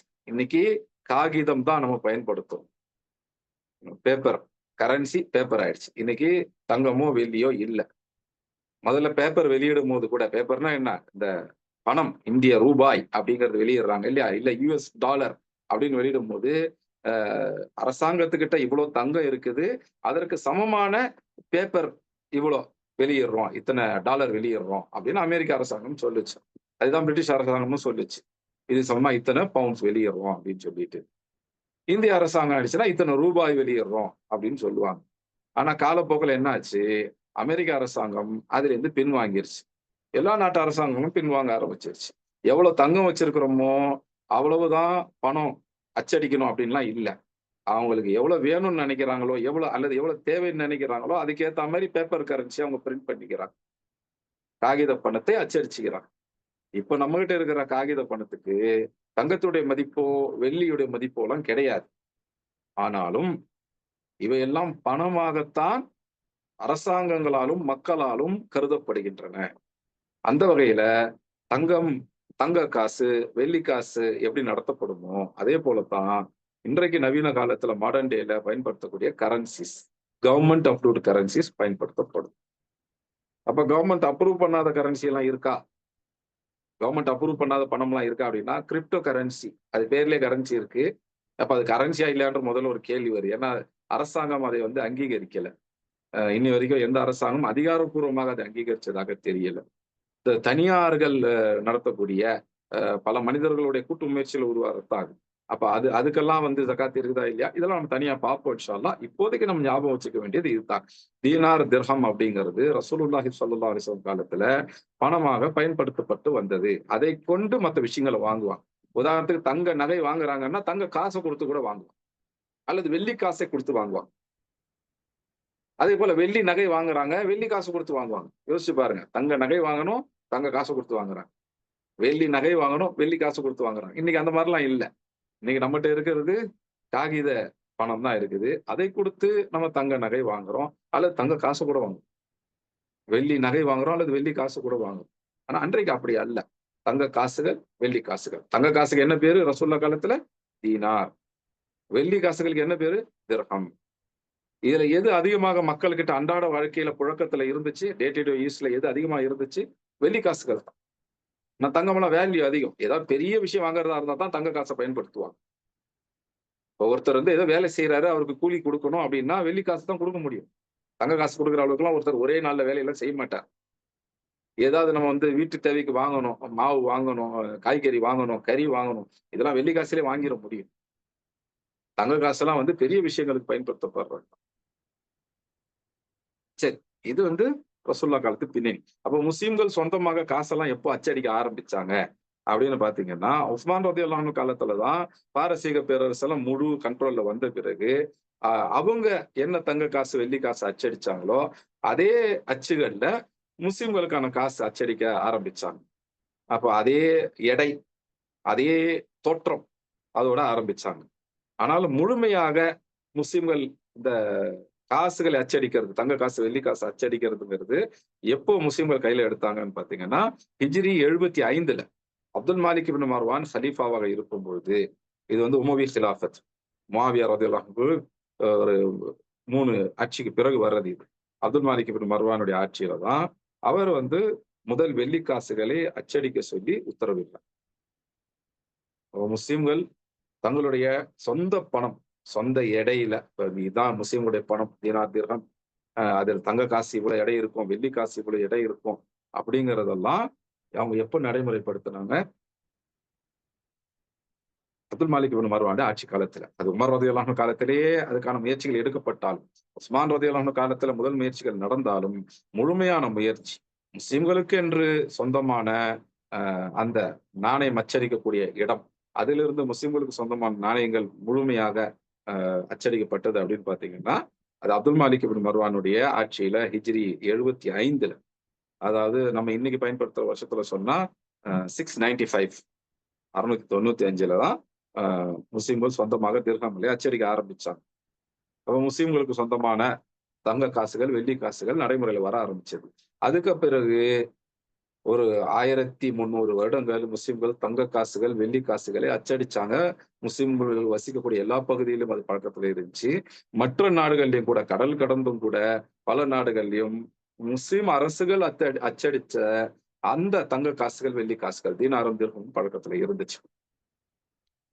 ஆனா முதல் உலகப் போர்ல உஸ்மானியா கிலாஃபத் தோற்கடிக்கப்பட்டு, முஸ்லிம்களுடைய நாடுகள் எல்லாம் அதாவது உஸ்மானியா கிலாஃபத்துக்கு கீழ இருந்த பகுதியெல்லாம் தனித்தனி நாடுகளாக உடைக்கப்பட்டு, அதேபோல இந்திய துணை கண்டத்துல முகலாய அரசு வீழ்த்தப்பட்டு, அதற்கு பிறகு வந்த முஸ்லிம் அரசுகளும் வீழ்த்தப்பட்டு, அ இங்கிலீஷ் ஈஸ்ட் இந்தியா கம்பெனி கிட்டயும், அதற்கு பிறகு நேரடியாக பிரிட்டிஷ் அரசாங்கத்துக்கிட்டயும் ஆட்சி போன பிறகு, இங்க அந்த தங்க காசுகள், வெள்ளி காசுகள் ஆகியவையுடைய பயன்பாடு இல்லாம போயிருச்சு. அப்படியே இங்க பேப்பர் கரன்சியும் கொண்டு வர ஆரம்பிச்சுட்டாங்க. கடைசியில எங்கெல்லாம் பிரிட்டிஷ்காரங்க ஆட்சி செஞ்சாங்களோ, அதே போல பிரெஞ்சுக்காரங்க ஆட்சி செஞ்சாங்களோ, ஜெர்மன்காரங்க ஆட்சி செஞ்சாங்களோ, இப்படி யூரோப்பியர்கள் எங்கெல்லாம் அ நாடுகளை பிடித்து காலனிகளாக ஆக்கி, அவங்களுடைய காலனி ஆதிக்கத்தின் கீழ் அந்த நாடுகளை வச்சிருந்தாங்களோ, அங்கெல்லாம் அவங்களுடைய இந்த பொருளாதார முறையின் அடிப்படையில பேப்பர் கரன்சிங்கிறத கொண்டு வந்துட்டாங்க. அவங்களுடைய பேங்கிங் சிஸ்டம், வங்கி முறையும் கொண்டு வந்துட்டாங்க. முஸ்லிம்கள்ட்ட வங்கி முறை என்பது கிடையாது. ஏன்னா வங்கி அப்படின்னாலே வட்டி கடை அப்படின்னு தான் அர்த்தம். அதனால வங்கி முறையை முஸ்லிம்கள் கொண்டு வரல. அது யூரோப்பியர்களுக்கு மத்தியில யூரோப்ல வசித்துக் கொண்டிருந்த யூதர்கள் 14வது நூற்றாண்டிலேயே, ஏன் 13வது நூற்றாண்டிலேயே பயன்படுத்திக்கிட்டு வந்திருந்தாலும் கூட, அப்படி ஒண்ணு இருக்குதுன்னு தெரிஞ்சாலும் கூட, முஸ்லிம்கள் வங்கி அப்படிங்கிற ஒரு விஷயத்துக்குள்ள போகல. ஆனா மற்ற நிதி சார்ந்த சேவைகள், பினான்சியல் சர்வீசஸ் செஞ்சுக்கிட்டு இருந்தாங்க. ஆனா வட்டி கடன் கொடுக்குற விஷயம் அப்படிங்கிறது போல, வங்கி பேங்க் அப்படிங்கிறதுடைய மெயின் விஷயமே வட்டி கடன் கொடுக்கிறது தான். அதுல முஸ்லிம்கள் போகாம தவிர்த்து தான் இருந்தாங்க. ஆனா 100 வருடங்களுக்கு முன்னால் கிட்டத்தட்ட எல்லா முஸ்லிம் பகுதிகளும் யூரோப்பியருடைய காலனி ஆதிக்கத்துக்கு போன பிறகு, நம்ம முஸ்லிம் பகுதிகள்ல தங்க காசு, வெள்ளி காசுகள் பயன்பாடு அப்படிங்கிறது குறைய ஆரம்பிச்சு, ஒரு கட்டத்துல இல்லாமலேயே போயிடுச்சு. 1960களுடைய ஆரம்பத்துல கூட ஒமன் பகுதியில வெள்ளி காசுகள் இருந்தது. ஆனா, இன்றைக்கு கடந்த ஒரு 60, 70 வருஷத்துல பார்த்தோம் அப்படின்னா, அந்த தங்க காசுகள், வெள்ளி காசுங்கிறது இல்ல. பெயர்ல தான் தீனார் இருக்கு. ஆனா அது பேப்பர் கரன்சி. பெயர்ல தான் திர்ஹம் இருக்கு. ஆனா அதுவும் பேப்பர் கரன்சி. இதெல்லாம் காகித பணங்கள் தான். சரி. இப்ப இந்த மாற்றங்களுக்கு ஏற்ப, அப்ப இந்த காகித பணங்களுக்கு எப்படி சக்காத் குடுக்கணும் அப்படிங்கிறதையுமே கூட நம்ம வரக்கூடிய வகுப்புகள்ல பார்ப்போம் இன்ஷா அல்லாஹ். ஆனா இன்னைக்கு நம்ம பார்க்க போறது தங்கம், வெள்ளி. இந்த 2 விஷயங்களுக்கான சக்காத்த மட்டும் இன்ஷா அல்லாஹ் நம்ம பார்ப்போம். தீனார் அப்படின்னு சொன்னோம். தீனார்ங்கிறது எது? தங்க காசு. ஒரு தீனார் அப்படிங்கிறது இன்றைய எடையில நம்ம பயன்படுத்தக்கூடிய அந்த கால்குலேஷன்ல எத்தன கிராம் எவ்வளவு எடை அப்படின்னு பார்த்தோம்னா, ஒரு தீனார், ஒரு தங்க காசு. ரசூலுல்லாஹ் காலத்து ஒரு தீனார். இன்றைய தீனார் பேப்பர் கரன்சில நம்ம பேசல. ரசூலுல்லாஹி ஸல்லல்லாஹு அலைஹி வஸல்லம் காலத்துல இருந்த ஒரு தீனார். அது இன்றைய எடையில 4.245 கிராம். 4.245 கிராம்ஸ். ரசூலுல்லாஹ் காலத்து ஒரு தீனார் தங்க காசுங்கிறது இன்றைய எடையில 4.245 கிராம்ஸ். 4.245 கிராம்கள். வெள்ளி அப்படிங்கிறது வெள்ளி காசு. ரசூலுல்லாஹி ஸல்லல்லாஹு அலைஹி வஸல்லம் காலத்து வெள்ளி காசு. அதுக்கு என்ன பேரு? திர்ஹம். அவங்க காலகட்டத்து திர்ஹம். ஒரு திர்ஹம்னுடைய எடை என்ன? அப்படின்னு பார்த்தோம்னா 2.975 கிராம்கள். கிட்டத்தட்ட 3 கிராம். 2.975 கிராம்ஸ். ஒரு திர்ஹம், ஒரு வெள்ளி காசு, சில்வர் காயின். ரசூலுல்லாஹ் காலத்துல சில்வர் காயின். அதனுடைய இன்றைய எடை எவ்வளவு அப்படின்னு பார்த்தோம்னா 2.975 கிராம்ஸ். 2.975 கிராம்கள். கிட்டத்தட்ட 3 கிராம். சரி. அப்போ நமக்கு தீனார் அப்படின்னா என்னன்னு தெரிஞ்சிருச்சு. ரசூலுல்லாஹ் காலத்துல பயன்படுத்திட்டு வந்த தங்க காசு. திர்ஹம் அப்படிங்கிறது ரசூலுல்லாஹி ஸல்லல்லாஹு அலைஹி வஸல்லம் காலத்துல பயன்படுத்திட்டு வந்த வெள்ளி காசு. ஒரு தீனார், அதாவது ரசூலுல்லாஹ் காலத்துல பயன்படுத்திட்டு வந்த ஒரு தங்க காசு. அதனுடைய இன்றைய எடை எவ்வளவு அப்படின்னு பார்த்தோம்னா, ஒரு தீனார் ரசூலுல்லாஹ் காலத்து ஒரு தங்க காசுடைய எடை 4.245 கிராம்ஸ். அதாவது 4.245 கிராம்கள். அரை பவுனுக்கு கொஞ்சம் அதிகம். ஒரு வெள்ளி காசு ரசூலுல்லாஹி ஸல்லல்லாஹு அலைஹி வஸல்லம் காலத்து ஒரு திர்ஹம், ஒரு வெள்ளி காசு. அதனுடைய இன்றைய நம் காலகட்டத்தினுடைய எடை எவ்வளவு? 2.975 கிராம்ஸ். 2.975 கிராம்கள். அதாவது கிட்டத்தட்ட 3 கிராம். 3 கிராம் வெள்ளி. அதுதான் ஒரு திர்ஹம். 4.25 கிராம் தங்கம். அதுதான் ஒரு தீனார். சரி. இப்ப நம்ம தங்கம், வெள்ளியோடைய ஜக்காத்த பத்தி பார்த்தோம் இல்லையா? தங்கம், வெள்ளி இது 2த்துக்கும் ஜக்காத் கொடுக்கணும் அப்படின்னா, நிசாப் இருந்தா மட்டும் பத்தாது. ஹவுல் அதுவும் இருக்கணும். நிசாப் அப்படின்னா என்ன? எடை. அந்த பொருளுடைய அளவு. இப்ப தங்கம் இவ்வளோ இருந்துச்சுன்னா ஜக்காத் கொடுக்கணும். சரி, அவ்வளோ தங்கம் நம்ம கைக்கு வந்த உடனே ஜக்காத் குடுத்தாகணுமா? இல்ல. அந்த தங்கம் 12 இஸ்லாமிய மாதங்கள் தொடர்ச்சியாக நம்ம கையில இருக்கணும். தொடர்ச்சியாக அப்படிங்கிறத ஞாபகத்துல வச்சுக்கங்க. ஒரு 5 மாசம் கழிச்சு நம்ம கைய விட்டு போய் மறுபடியும் திருப்பி வருதுன்னா, அது வந்த நாள்ல இருந்து தான் 12 மாசம் கணக்கு எடுக்கும். அப்ப வந்த நாளில் இருந்து தொடர்ச்சியாக 12 இஸ்லாமிய மாதங்கள் அந்த தங்கம் கையில இருந்துச்சு அப்படின்னா, அது கடமையாகும். இது ஹவுல். நிசாப் அப்படிங்கிறது எடை. சரி, எவ்வளவு தங்கம் இருந்தால் ஜக்காத் கடமையாகும்? எவ்வளவு தங்கம்? தங்கத்துடைய நிசாப் எவ்வளவு? அப்படின்னு பார்த்தோம்னா, தங்கத்துடைய நிசாப் எவ்வளோ? ஹதீஸ்ல வருது. நபி ஸல்லல்லாஹு அலைஹி வஸல்லம் தெளிவாவே சொல்றாங்க. அலி ரலியல்லாஹு அன்ஹு சொல்றாங்க. திர்ஹம்ம பொறுத்தவரைக்கும் 200 திர்ஹம்கள் இருந்தால் உங்களுக்கு அந்த நிசாப் வந்துரும். அதேபோல தங்கத்தை பொறுத்தவரைக்கும் 20 தீனார் இருந்தால் அப்படின்னு சொல்றாங்க. அப்ப தங்கத்தினுடைய நிசாப் எவ்வளவு? 20 தீனார். தங்கத்துடைய நிசாப் எவ்வளவு? 20 தீனார். 20 தீனார்னா இன்னைக்கு கிராம் கணக்குல எவ்வளவு? கணக்கு போடுறவங்க யாரும் இருந்தா உடனடியா கணக்கு போடுங்க பார்ப்போம். 1 தீனார் தங்கம் அப்படிங்கிறது 4.245 கிராம்ஸ். 20 தீனார் தங்கம் இருந்தா நிசாப் ஜகாத் கொடுக்கக்கூடிய அந்த அளவை எட்டிரும். அப்ப 20 தீனார் தங்கம்ன்றது எத்தனை கிராம்? நம்ம காலகட்டத்து கிராமுகள்ல எத்தனை கிராம்? ஒரு தீனார்ங்கிறது 4.245 கிராம்ஸ். அப்போ 20 தீனார் அப்படிங்கிறது 4.245 into 20 எத்தனை கிராம்ஸ் வருது? 85 கிராம் வரும். அப்ப 85 கிராம் தங்கம் வந்து விட்டால் ஜகாத் கடமையாயிடுது. 85 கிராம் தொட்டுட்டோம் அப்படின்னாலே ஜகாத்துடைய நிசாப் வந்துருது. ஆனா உடனே ஜகாத்தை கொடுத்தாகணுமா? இல்ல. தங்கத்தை பொறுத்தவரை ஹவுல் இருக்கு. அதே போல வெள்ளியை பொறுத்த வரைக்குமே ஹவுல் இருக்கு. இந்த ரெண்டுத்திலயும் நிசாப் அடைஞ்சிட்டா மட்டுமே எல்லாம் கடமை ஆயிடாது. ஹவுல் முடிஞ்சாதான் கடமை ஆகும். நிசாபுங்கிறது எடை, அந்த பொருளுடைய அளவு, குவான்டிட்டி. இப்ப இதுல வந்து நம்ம அந்த குவான்டிட்டி எடையில பாக்குறோம், கிராம் கணக்குல பாக்குறோம். 85 கிராம் வந்துச்சுன்னா தங்கம் ஜகாத்துக்கு கடமை உடையதா ஆகிடுது. ஆனா உடனே ஆகிடுதானா? இல்ல. அந்த ஹவுல் முடிஞ்சாதான். தொடர்ச்சியாக 12 இஸ்லாமிய மாதங்கள் முடியணும். அதுதான் அதனுடைய ஹவுல். இப்போ தங்கத்தை பொறுத்த வரைக்கும் 85 கிராம் தங்கம் நம்ம கையில வந்துருச்சு. 85 கிராமோ அதற்கு மேலேயும் வந்துருச்சு. அது தொடர்ச்சியாக 12 இஸ்லாமிய மாதங்கள் நம்ம கையில இருந்துச்சு அப்படின்னா ஜக்காத் கடமையாகும். இது தங்கத்துக்கு. வெள்ளிக்கு நபி ஸல்லல்லாஹு அலைஹி வஸல்லம் சொல்றாங்க, 200 திர்ஹம்கள் இருந்தால் அதுல நமக்கு கடமையாயிடும். 200 திர்ஹம் இருந்தா 5 திர்ஹம் கடமை. தீனார்ல 20 தீனார் இருந்தா அரை தீனார் கடமை ஆயிடுது. திர்ஹமை பொறுத்த வரைக்கும் 200 திர்ஹம்கள் இருந்தால் அதுல 5 திர்ஹம். 200 திர்ஹம்ங்கிறது எவ்வளவு? ஏன்னா ஜகாத் பாடம் எடுக்க சொன்னா கணக்கு பாடம் எடுக்கிறீங்களே அப்படின்னு கேட்கலாம். ஜகாத்துங்கிறது கணக்கு போடுறதுதான். கணக்கு போட தெரியல அப்படின்னா ஜகாத்தை கணக்கிட முடியாது. ஆனா ரொம்ப கஷ்டமான கணக்கெல்லாம் இல்ல. சாதாரண மல்டிப்ளிகேஷன் தான் இது. பெருக்கல் தான். சாதாரண மல்டிப்ளிகேஷன் தான். இதே பாகப்பிரிவினை சட்டமா இருந்தா நமக்கு டிவிஷன் நிறைய வரும். ஃபிராக்ஷன்ஸ் எல்லாம் வந்து வரும். ப்ராபபிலிட்டி எல்லாம் அப்ளை பண்ணும். நம்ம பாகப்பிரிவினை சட்டம்லாம் இங்க படிக்கல. ஜகாத் படிக்கிறோம். ஜகாத்துக்கு வந்து பெருக்கல் தெரியணும், மல்டிப்ளிகேஷன் தெரியணும். இப்ப அதுல பாக்குறோம். ஒரு திர்ஹம், ஒரு வெள்ளி காசு ரசூல்லா காலத்துல. நம்ம காலகட்டத்துல அது எவ்வளவு எடை? 2.975 கிராம்ஸ். அப்ப 200 திர்ஹம்கள் இருந்தால் ஜகாத் கடமையாகும். அப்படின்னா வெள்ளி எத்தனை கிராம் இருந்தா நமக்கு கடமையாகும்? 200 திர்ஹம் இருந்தால் கடமையாயிடுது. ஒரு திர்ஹம் அப்படிங்கிறது 2.975 கிராம்ஸ், 2.975 கிராம். அப்போ கணக்கு போனா என்ன செய்யணும்? 2.975 into 200 என்ன பதில் வரும்? 2.975 into 200. அப்ப எத்தனை கிராம் வரும்?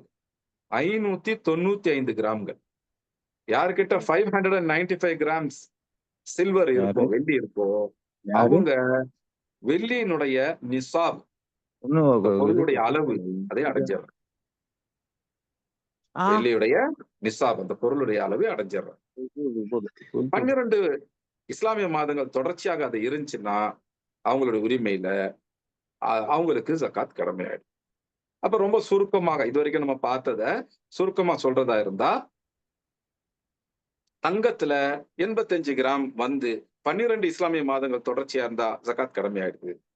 வெள்ளியில 595 கிராம்கள் நம்முடைய உரிமைக்கு வந்து 12 இஸ்லாமிய மாதங்கள் முடிஞ்சிச்சுன்னா வெள்ளியில ஜகாத் கடமையாயிடுது. இப்போ ஒரு கேள்வி. அப்படியே இருக்கட்டும், உருளி கால் நீட்ட முடியாது. அப்புறம் லிசன் பண்ணக்கூடியவங்க, கிளாஸ் அட்டெண்ட் பண்ணக்கூடியவங்க உங்க மைக் ஆஃப் பண்ணிக்கங்க. யாரோ பேசுறீங்க, உங்களுடைய பேச்சு கிளாஸ்ல கேக்குது, மைக்க மியூட் பண்ணிக்கங்க. சரி, இப்போ ஒரு கேள்வி. நம்மகிட்ட வெள்ளி இருக்கு, ஆனா ஒரே மாதிரியான பொருட்களா இல்ல. வெள்ளி காசு இருக்கு, வெள்ளி செயின் இருக்கு, வெள்ளி மோதிரம் இருக்கு, வெள்ளி வளையல் இருக்கு, வெள்ளி தோடு இருக்கு, அப்புறம் வெள்ளியில தட்டு எல்லாம் கூட இருக்கு, வெளியில கிண்ணம் இருக்கு. இப்போ ஒண்ணும் ஒரு கிராம் கணக்குல இருக்கும். வெவ்வேறு கிராம் கணக்குல ஒவ்வொரு பொருளும் இருக்கும். இத என்ன செய்யணும்? இது எல்லாத்தையும் சேர்த்து வச்சு கணக்கிடணுமா? இல்ல வெள்ளி காசு மட்டும் கணக்கிடணுமா? இதுக்கு அறிஞருடைய தீர்ப்பு என்ன? இல்ல எல்லாத்தையும் சேர்த்து வச்சு தான் கணக்கிடணும். வெள்ளி அப்படின்னு இருந்தா எல்லாத்தையும் சேர்த்து வச்சு கணக்கிடுங்க அப்படிங்கிறது தான். அப்போ வெள்ளி காசுகள், வெள்ளி நகைகள், வெள்ளி பாத்திரங்கள் இது எல்லாத்துலயும் எத்தனை கிராம் இருக்குன்னு கணக்கிடணும். அது 595 கிராம தாண்டிடுச்சு அப்படின்னா, வெள்ளியில ஜக்காத் கடமையாயிடும். தாண்டிடுச்சுனால 595 தொட்டுட்டாலே கடமையாயிடும். அல்லது அத தாண்டிடுச்சுன்னா, கூட எவ்வளவு வருதோ அது ஒட்டுமொத்தமா கணக்கிட்டு, அதுல குடுக்கணும். எவ்வளவு குடுக்கணும்? 2.5% 40ல ஒரு பங்கு குடுக்கணும். நபி ஸல்லல்லாஹு அலைஹி வஸல்லம் வெள்ளிக்காக சொல்லும் பொழுது 200 திர்ஹம்கள் 200 திர்ஹம்ஸ்ல 5 திர்ஹம்கள் ஜகாத் கொடுக்கணும் அப்படின்றாங்க. 200ல 5ங்கிறது 40ல ஒரு பங்கு. 100க்கு சொன்னா 100க்கு சொன்னா 2.5%. அதேபோல தங்கத்துக்கு சொல்லும்போது 20 தீனாருக்கு அரை தீனார் அப்படின்னு சொல்றாங்க. அப்படின்னா அது 40ல ஒரு பங்கு. 2.5%. அப்ப நபி ஸல்லல்லாஹு அலைஹி வஸல்லம் உடைய இந்த வார்த்தைகளின் அடிப்படையில் தான்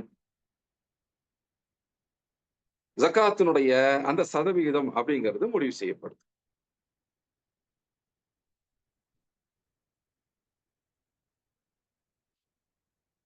இப்போ ஜகாத் எவ்வளவு தங்கம், வெள்ளிக்கு? இதுவரைக்கும் பார்த்தத நம்ம சுருக்கமாக ஒரு ரீகேப் பண்ணணும். தங்கத்துக்கு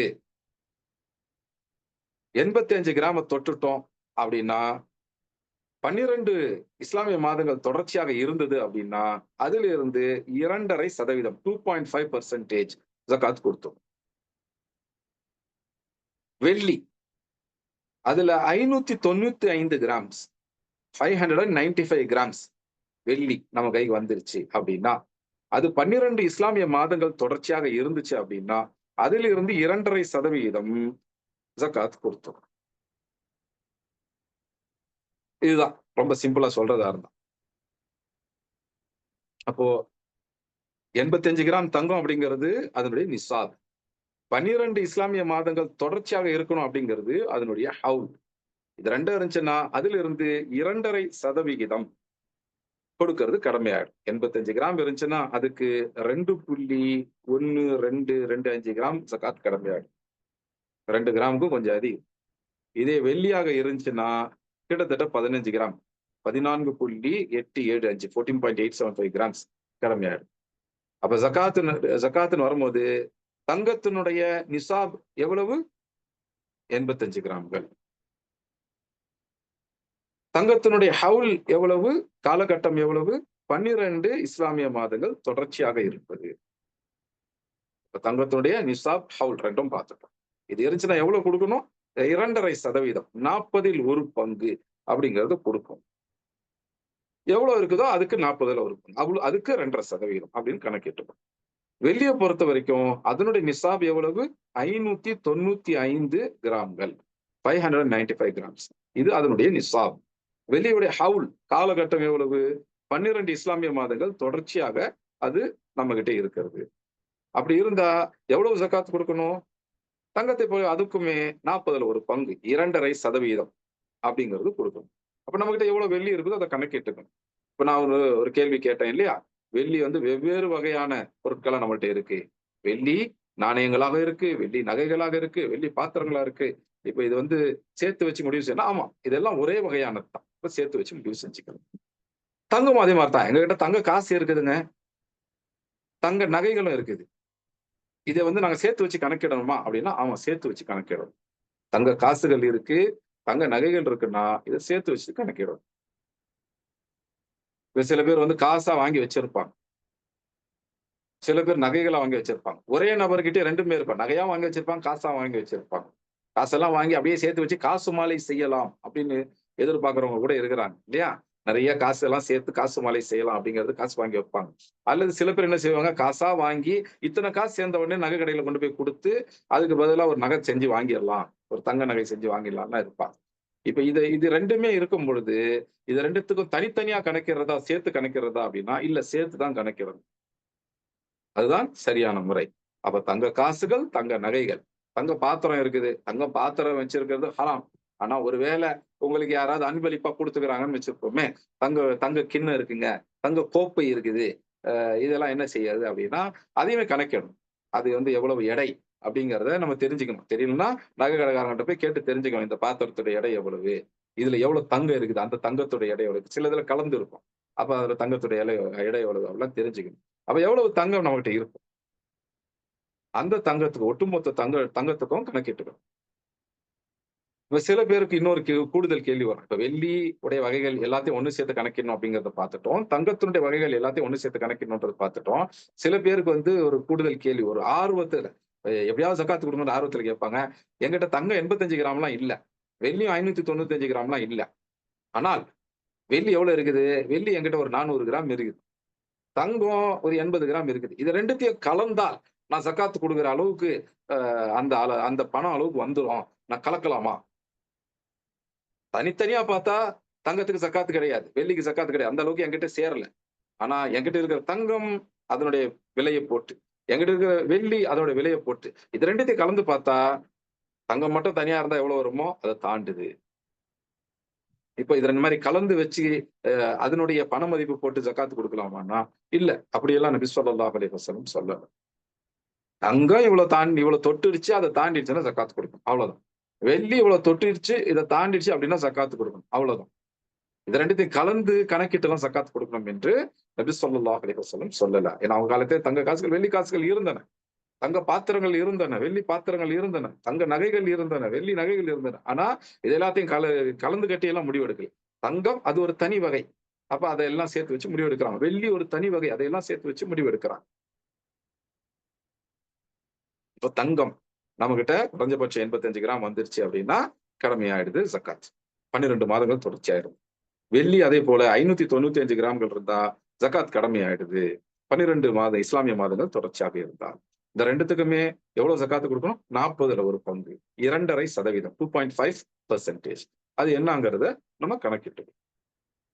அப்ப ஜக்காத்த கணக்கிடணும் அப்படின்னா, ஜக்காத்துடைய சட்டம் தெரிஞ்சா மட்டும் பத்தாது. மேத்தமேட்டிக்ஸ்ல குறைஞ்சபட்சம் மல்டிப்ளிகேஷனாவது தெரியணும். இல்லையா? இல்ல நம்ம வீட்லயாவது யாருக்காவது மல்டிப்ளிகேஷன் தெரியும். இல்ல டிவிஷன் 40ல ஒரு பங்கு எவ்வளோ? 1/40 எவ்வளோ? அப்படின்னா தெரிஞ்சிருக்கணும். அப்போ மார்க்கத்த படிக்கணும் அப்படின்னா, கொஞ்சம் பொது கல்வியும் அவசியம்.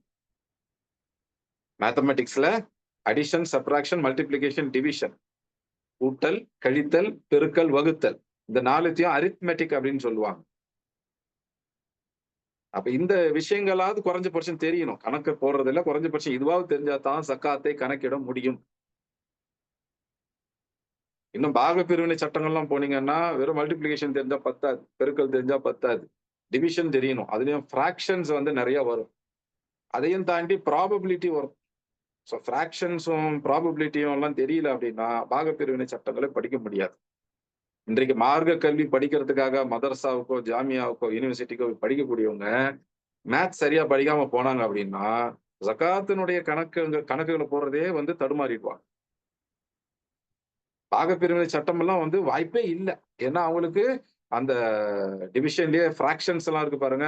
அதெல்லாம் தெரியாது. குறிப்பா ப்ராபபிலிட்டி தெரியாது. அப்ப அதெல்லாம் தெரியும்போது பாகப்பிரிவினை சட்டம்ன்னு வந்தாலே அவங்க அவங்க ரொம்ப தடுமாறுவாங்க, பயந்துருவாங்க. அந்த கேள்விகளுக்கு பதில் சொல்லவே நெறைய மதர்ஸா கிராஜுவேட்ஸ், அதாவது இந்த ஆலிம் பட்டம் வாங்கிட்டு வர்றாங்க பார்த்தீங்களா? அவங்க தடுமாறுவாங்க. காரணம் என்ன?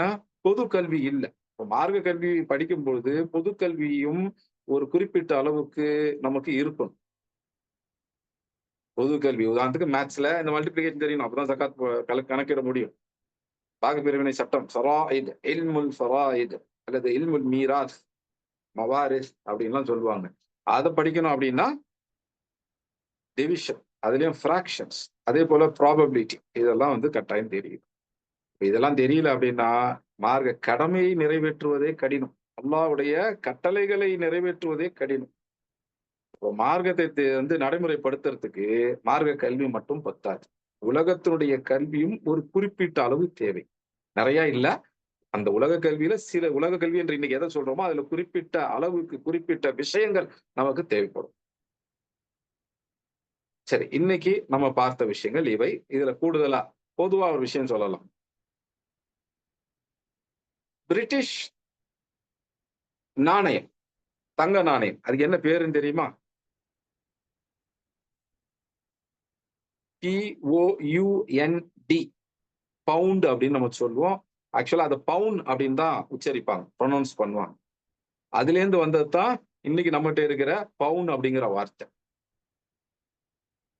அப்ப பவுனுங்கிற வார்த்தை எந்த மொழியுடைய வார்த்தை? இங்கிலீஷ் லாங்குவேஜ் வேர்டு தான் அது. ஆங்கில மொழியுடைய வார்த்தை தான், தமிழ் மொழி கிடையாது. பிரான்ஸ்லயும் பவுன்ங்கிறது பயன்படுத்திட்டு வந்தாங்க தான், உண்மைதான். ஆனா இந்தியாவுல பிரெஞ்சு ஆட்சி அவ்வளவாக இல்ல. 200 வருஷங்களுக்கு முன்னாடியே பிரெஞ்சு பகுதிகள் பெரும்பாலானவை அவங்க இழந்துட்டாங்க. எங்க ஊர் பகுதியான பாண்டிச்சேரி, உங்க ஊர் பக்கத்துல இருக்கக்கூடிய காரைக்கால், இது 2 தமிழ்நாட்டு பகுதிகள். கேரளால மாஹே, ஆந்திராவுல யானம், அதே போல பெங்கால் பகுதிகள்ல சந்திரநாகூர். இந்த 5 பகுதிகள் மட்டும் தான் பிரெஞ்சுக்காரங்கள்ட்ட இருந்துச்சு. மீதி எல்லாம் பிரிட்டிஷ்காரங்கள்ட்ட இருந்துச்சு. அப்ப இந்திய சூழல்ல, குறிப்பா இந்தியாவுடைய தமிழ்நாடு பகுதிகள்ல பவுன் அப்படிங்கிற வார்த்தை எங்கிருந்து பயன்படுத்தப்பட்டு வருது அப்படின்னு பாத்தீங்கன்னா, பிரிட்டிஷ்காரங்களுடைய பயன்பாடு. இன்னைக்கும் பிரிட்டிஷ் பவுண்ட்ஸ் அப்படின்னு தானே இருக்கு. Bound Sterling. பிரிட்டிஷ் கரன்சியுடைய பேர் என்ன கேட்டா பவுண்ட் ஸ்டெர்லிங் அப்படின்னு சொல்லுவாங்க. அது வந்து பவுன். அப்ப அந்த பவுனுங்கிற வார்த்தை நமக்கு எங்கேன்னு வந்துச்சு? யூரோப்ல இருந்து வந்தது. குறிப்பா தமிழ்நாட்டுல பயன்படுத்துறது பிரிட்டன்ல இருந்து வந்த ஒரு வார்த்தை. அதுவும் வந்து பிரிட்டிஷ் அரசாங்கம் ஒரு தங்க காசு, ஒரு பிரிட்டிஷ் பவுண்ட் வந்து இத்தனை கிராம் இருக்கணும் அப்படின்லாம் முடிவு செஞ்சு, இது வந்து அரசர் அங்கீகரித்த எடை உடையது, அரசர் அங்கீகரித்த நாணயம் இது அப்படின்னு சொல்லி கொண்டு வர்றாங்க. ஏன்னா பேங்க் அச்சடிக்கிற பணமும் இருந்துச்சு, பேங்க் அச்சடிக்கிற தங்க நாணயங்களும் இருந்தது. அப்ப அரசாங்கம் நேரடியாக அச்சடித்த, அரசாங்கத்துடைய அங்கீகாரத்தோடு, பிரிட்டிஷ் அரசருடைய அங்கீகாரத்தோடு வந்த பணம் அப்படின்றது இருந்தது, தங்க நாணயங்கள் அப்படிங்கிறது இருந்தது. அரசாங்கம் அந்த அரசு உரிமை இருக்கு பாத்தீங்களா, தமிழ்ல இறையாண்மை அப்படின்னு சொல்லுவாங்க, அரசு உரிமை. அதுக்கு வந்து இங்கிலீஷ்ல என்ன சொல்லுவாங்க? சாவரைன் அப்படின்னு சொல்லுவாங்க. SOVEREIGN, சாவரைன் அப்படின்னு சொல்லுவாங்க. அந்த சாவரைன் கோல்ட், அதாவது பிரிட்டிஷ் அரசர் அங்கீகரித்த, அரசாங்கம் அங்கீகரித்த, அவங்க அச்சடித்து கொடுத்த இத்தனை கிராம் உடைய அந்த தங்க காசு, பிரிட்டிஷ் தங்க காசு, அதுக்குதான் வந்து சாவரைன் பவுண்ட் அப்படின்னு பேரு. பேச்சு வழக்குல நம்ம ஊர்ல சவரன் அப்படின்னு சொல்லுவாங்க. நம்ம ஊர்ல அப்புறம் சவரனுங்கிற வார்த்தை எங்கேன்னு வந்தது? பிரிட்டிஷ்காரங்கள்ட்ட வந்தது தான். பிரிட்டிஷ் ஆட்சி காலத்துல இந்தியா இருக்கும்போது, தமிழ்நாடு இருக்கும் பொழுது, அந்த பிரிட்டிஷ் தங்க நாணயம் அரசாங்கத்தினுடைய அந்த அங்கீகாரத்தோடு வந்ததுக்கு வந்து சாவரைன் பவுண்ட் அப்படின்னு பேரு. சுருக்கமா சவரன், பவுண்ட் அப்படின்னு நம்ம சொல்லுவோம். இன்னைக்கு நமக்கு வழக்குல இருக்கக்கூடிய சவரனுங்கிற வார்த்தையோ, பவுன் அப்படிங்கிற வார்த்தையெல்லாம் அந்த காலகட்டத்தில ஒரு 100, 150 வருஷத்துக்கு முன்னாடி காலகட்டத்தில இருந்து வந்ததுதான், பிரிட்டன்ல இருந்து வந்ததுதான். நம்ம பிரிட்டிஷ் ஆட்சியில இருந்ததுனால இந்த வார்த்தைகள், இந்த அர்த்தங்களோட நம்ம கிட்ட இருக்குது. அதே போல அமெரிக்க தங்க காசு, அதுக்கு டாலர் அப்படின்னு பேரு. இன்னைக்கு நம்ம ஊர் பெண்கள் நகை செய்யும் போது பார்க்கலாம், டாலர் வச்சு கொடுங்க அப்படின்வாங்க. அப்படின்னா என்ன? ஒரு தங்க காசு வச்சு கொடுக்கிறது. ஏன்னா அந்த காலத்துல அமெரிக்க நாணயம், தங்க நாணயம் வெளியிடப்பட்டு வந்துச்சு. அதுக்கப்புறம் அமெரிக்க அரசு தங்க நாணயம், வெள்ளி நாணயம் எல்லாத்தையும் நிறுத்திட்டு பேப்பர் கரன்சிக்கு மாறிடுச்சு. ஆனா அந்த காலகட்டத்துல ஒரு 100, 150 வருஷத்துக்கு முன்னால அமெரிக்க தங்க காசு இருந்துச்சு. இன்னைக்கு நம்ம டாலர்னு பேப்பரை பாக்குறோம், அன்னைக்கு டாலருங்கிறது தங்க காசு. அந்த தங்க காசுக்கு டாலர்னு பேரு. அதனாலதான் இன்னைக்கு நகையில வந்து டாலர் வச்சு கொடுங்க அப்படின்னு சொன்னா என்ன? தங்க காசு வச்சு கொடுங்கன்னு அர்த்தம்.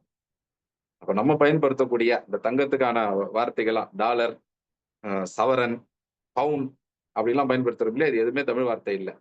டாலர்ங்கிறது அமெரிக்க தங்க காசு, பவுன் அப்படிங்கிறது பிரிட்டிஷ் தங்க காசு. அதுவே பிரிட்டிஷ் அரசாங்கம் நிர்ணயிச்ச அந்த எடையோட, அரசாங்க முத்திரையோட, அரசருடைய உத்தரவின் பேர்ல வரும்பொழுது அது சாவரைன் பவுண்ட். அதுதான் சுருக்கமா சவரன் பவுனாக ஆயிடுச்சு. சவரன், பவுன், டாலர் இதெல்லாம் தங்க நாணயங்களுக்கான பெயர்கள். நமக்கு யூரோப்ல இருந்தும் அமெரிக்காவில இருந்தும் வந்தவை. இன்றைக்கு நம்ம அதெல்லாம் பயன்படுத்திட்டு இருக்கிறோம். இது தங்கத்தை பத்தி பேசுறதுனால ஒரு ஒரு பொது தகவல். சரி, அப்ப இன்னைக்கு என்னென்னலாம் பார்த்தோம்? இன்னைக்கு நம்ம பார்த்தது 3 விஷயங்கள். 1, ஜகாத் யார் மீது கடமையாகும் அப்படிங்கிறது. ஜகாத் யார் மீது கடமையாகும்?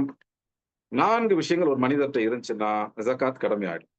இந்த 4 விஷயங்கள் என்னன்னா, அவர் முஸ்லீமாக இருக்கணும், அவர்கிட்ட இஸ்லாம் இருக்கணும். 2வது, அவர் சுதந்திரமானவரா இருக்கணும். சுதந்திரம் இல்ல, அடிமையா இருக்கிறார், கைதியா இருக்கிறார், கடமை கிடையாது.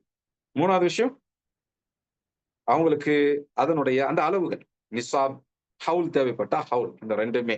அப்ப அதனுடைய பொருள் அளவு, கால அளவு இதெல்லாம் வந்துருச்சுன்னா கடமையாகும். இது 3வது. 4வது, அந்த பொருளுடைய முழு கட்டுப்பாடும், அதிகாரமும் அவங்கள்ட்ட இருக்கணும். அதுக்கு உரிமை அவங்கள்ட்ட இருக்கணும். அந்த பொருளுடைய உரிமையும், அதிகாரமும் அவங்கள்ட்ட இருக்கணும். அதாவது ஓனர்ஷிப்பும் கண்ட்ரோல்ல இருக்கணும். அந்த பொருளுடைய ஓனர்ஷிப் நம்மகிட்ட இல்ல அப்படின்னா, அதுக்கு ஜக்காத் நம்ம மேல கடமை இல்ல. அதனுடைய கண்ட்ரோல் நம்மகிட்ட இல்லன்னா, ஜக்காத் கடமை இல்ல. கடந்த 2 நாட்களா சொன்ன உதாரணத்தை இப்ப மறுபடியும் சொல்லலாம். மனைவியுடைய தங்க நகைகள் இருக்கின்றன. இதுக்கு ஜக்காத் யார் குடுக்கணும்? கணவர் அதுக்கு ஜக்காத் குடுக்கணும் அப்படின்னு மனைவி சொல்றாங்க அப்படின்னா, அப்ப இந்த கேள்வி வரும். இந்த 4 விஷயங்கள் இருந்தா தான் ஜக்காத் கடமையாகுது. சரி, கணவர் முஸ்லிம் தான், சுதந்திரமான மனிதர் தான். இந்த நகைக்கு வந்து நிசாப், ஹவுல் எல்லாம் வந்துருச்சு தான். ஆனா, அந்த நகையுடைய ஓனர்ஷிப், உரிமை அந்த கணவர்ட்ட இருக்கா? இல்ல. அப்போ அவருக்கு கடமை ஆகுமா? ஆகாது. அப்ப யாருக்கு கடமை ஆகும்? நகையுடைய ஓனர் யாரோ அவங்களுக்கு தான். நகையுடைய உரிமையாளர் யாரோ அவங்களுக்கு தான். நகையுடைய உரிமையாளர் பெண்ணாக இருக்கும்பொழுது பெண்ணுக்கு தான் கடமை. மனைவிக்கு தான் கடமை. நகையுடைய உரிமையாளர் மனைவியாக இருக்கும்போது. இல்லங்க, கணவர் வாங்கி கொடுத்த நகை. அது கணவருடைய உரிமை உடையது. மனைவி பயன்படுத்துறாங்க. ஆனா கணவருடைய உரிமை உடையது அப்படின்னா, அப்போ கணவரை குடுக்க சொல்லி கேட்கலாம். இல்லங்க, இந்த பெண் தானே சம்பாரித்து வாங்கி கொண்டது. அல்லது பெண்ணுடைய அ தகப்பனார், தாய் அவங்க வீட்லேருந்து வந்து கல்யாணம் ஆகி வரும்போது போட்டுக்கிட்டு வந்தது. இந்த நகையுடைய உரிமையாளர் பெண் அப்படின்னா, யார் உரிமையாளரோ அவங்க மீது தான் ஜகாத் கடமையாகும். இப்போ நகையுடைய உரிமையாளர் மனைவி, ஆனா ஜகாத் குடுக்கிறது கணவர் அப்படின்னா, இங்க கேள்வி வரும். அப்ப ஜகாத் நிறைவேறிடுச்சா? முதல்ல ஜக்காத் அவங்களுக்கு கடமையாச்சா? கணவருக்கு அந்த ஜக்காத் கடமையே இல்ல. ஏன்னா நகையோட உரிமையாளர் மனைவி. அப்போ கணவர் ஜக்காத் கொடுக்கிறது கணவருக்கு கடமை அல்ல. யாருக்கு கடமை? அந்த மனைவிக்கு தான், அந்த பெண்ணுக்கு தான். அந்த பெண் முஸ்லிமாக இருக்கும் பட்சத்தில், சுதந்திரமான அடிமையாக இல்லாம சுதந்திரமான பெண்ணாக, எங்கெங்க எனக்கு சுதந்திரம் இருக்குது கட்டுப்படுத்துறாங்க. அந்த மாரி சுதந்திரத்த இங்க பேசல. நீங்க உண்மையில அடிமையாக அடிமை சந்தையில விற்கப்படலை அப்படின்னா, அப்ப நீங்க சுதந்திரமானவங்க தான். இல்ல கைதியா இல்ல, நீங்க சுதந்திரமானவங்க தான். அப்ப நீங்க வந்து முஸ்லிமா இருக்கிறீங்க, சுதந்திரமான பெண்ணா இருக்கிறீங்க. நீங்க வச்சிருக்கக்கூடிய தங்கம் அல்லது வெள்ளிக்கு நிஸ்வாப், ஹவுல் அது அந்த பொருள் அளவு, கால அளவு 2மே வந்துருச்சு அப்படின்னா, அந்த பொருளுடைய உரிமை உங்கள்ட்ட இருக்கிற பட்சத்துல, உங்க நகை அப்படிங்கிற பட்சத்துல, நீங்க தான் அந்த பெண் தான் குடுக்கணும். பெண்ணுடைய கணவர். கணவர் முன் வந்து குடுக்குறாருங்க அப்படின்னா, பெரும்பாலான கணவர்கள் முன் வந்தெல்லாம் குடுக்கறது இல்ல. விஷயம் தெரியாதனால குடுத்துடுறாங்க. அல்லது மனைவி அழுத்தம் குடுக்கறதுனால குடுத்துடுறாங்க. அப்ப இந்த 4 விஷயங்கள் யாருகிட்ட இருக்கோ, அவங்களுக்கு ஜகாத் கடமையாகுது. முதல் விஷயம். சரி. ஜகாத் என்ன வகையான செல்வங்கள் மீது கடமையாகுது? அத இன்னைக்கு பார்த்தோம். என்ன வகையான செல்வங்கள்? 4 வகையான செல்வங்கள். என்னென்ன? தங்கம், வெள்ளி அவற்றுக்கு சமமானவை. 2வது கால்நடைகள். நம்முடைய வேளாண்மைக்கோ, வீட்டு தேவைகளுக்கோ பயன்படுத்தக்கூடிய கால்நடைகள். 3வது நிலத்திலிருந்து வந்தவை. 4வது வியாபார பொருட்கள். நம்முடைய பிசினஸ் இன்வென்டரி, மெர்கன்டைஸ் இதெல்லாம். இந்த 4 வகையான பொருட்களுக்கு தான் ஜகாத் அப்படிங்கிறது கடமையாகுது. இப்ப 4 வகையான விஷயங்கள் இருந்தா ஒரு மனிதனுக்கு கடமையாகுது. 4 வகையான செல்வங்களுக்கு தான் ஜக்காத் கடமையாகுது அப்படிங்கிறத பார்த்துட்டோம். இப்ப அதுல முதல் வகையான தங்கம், வெள்ளி அதற்கு சமமானவை. இதுல தங்கம், வெள்ளிய மட்டும் நம்ம பார்க்கிறோம். சமமான கரன்சி இன்னைக்கு நம்ம பார்க்கல. இன்னைக்கு தங்கம், வெள்ளிய மட்டும் பார்த்திருக்கிறோம். தங்கத்த பொறுத்தவரைக்கும் 85 கிராம் இருந்து 12 இஸ்லாமிய மாதங்கள் தொடர்ச்சியாக இருந்தால் ஜக்காத் கடமை ஆயிடுது. எவ்வளவு கையில இருக்குதோ அதுக்கு 40ல ஒரு பங்கு. 2.5% 2.5% ஜக்காத் கொடுக்கணும். வெள்ளிய பொறுத்தவரைக்கும் 595 கிராம் தொட்டுட்டோம். இல்ல அத தாண்டிட்டோம் அப்படின்னா, ஜக்காத் கடமையாயிடும். அது 12 இஸ்லாமிய மாதங்கள் தொடர்ச்சியா இருந்தால் தான் கடமையாகும். அப்ப அதிலயுமே 40ல ஒரு பங்கு 2.5% 2.5% நம்ம ஜக்காத் கொடுத்தோம். இப்ப இதுல கூடுதல் துணை கேள்வி ஒண்ணு கேட்டுக்குவோம். தங்க நகை அல்லது வெள்ளி நகை இருக்கு. இதுல கல்லெல்லாம் பதிச்சு இருக்கு. இந்த கல்லுக்கெல்லாம் வந்து ஜக்காத் இருக்குதான்னா இல்ல. நபி ஸல்லல்லாஹு அலைஹி வஸல்லம் அந்த நகைகள்ல இருக்கக்கூடிய கல்லுகளுக்கெல்லாம் வந்து ஜக்காத் சொல்லல. அதனால நகையில கல்கள் பதிக்கப்பட்டு வச்சிருந்தாலும் சரி, அல்லது முத்து மாதிரி விஷயங்கள். வெள்ளியும், முத்தையும் கலந்திருக்கிறாங்க. தங்கத்தையும், முத்தையும் கலந்திருக்காங்க. பொதுவா கலக்கிறது இல்ல. கலந்துட்டு ஒரே நகையிலே அது 2ம் இருக்குது. இல்ல வந்து ஒரு டைமண்ட் கோல்டு நெக்லஸ்ல டைமண்ட் பதிச்சிருக்கிறாங்க. இதுக்கெல்லாம் வந்து ஜக்காத் இருக்குதான்னா இல்ல. தங்கத்துக்கு வெள்ளிக்கு ஜக்காத் இருக்கு. சில அறிஞர்கள் வந்து டைமண்டுக்கெல்லாம் கொடுக்கணும்லாம் சொல்றாங்க. பட் பெரும்பாலானுடைய நிலைப்பாடு ரசூல்லா காலத்துல இருந்தே இருக்கக்கூடிய நிலைப்பாடு என்ன அப்படின்னா, தங்கத்துக்கு வெள்ளிக்கு இதுக்கு ஜக்காத் இருக்கு. சரி. இது வந்து இன்றைக்கு 3 விஷயங்கள் பார்த்திருக்கிறோம். தங்கம், வெள்ளியினுடைய ஜக்காத் என்ன அப்படிங்கிறத பார்த்து நம்ம இந்த வகுப்பை நிறைவு செய்றோம். இதனுடைய தொடர்ச்சிய நம்ம இன்ஷா அல்லாஹ் பார்ப்போம். இன்றைய வகுப்பு இதோட முடிச்சுக்குவோம். ஜஸாக்குமுல்லாஹ் ஹைரா. سبحانك اللهم وبحمدك أشهد أن لا إله إلا أنت واستغفرك وأتوب إليك. السلام عليكم ورحمة الله وبركاته.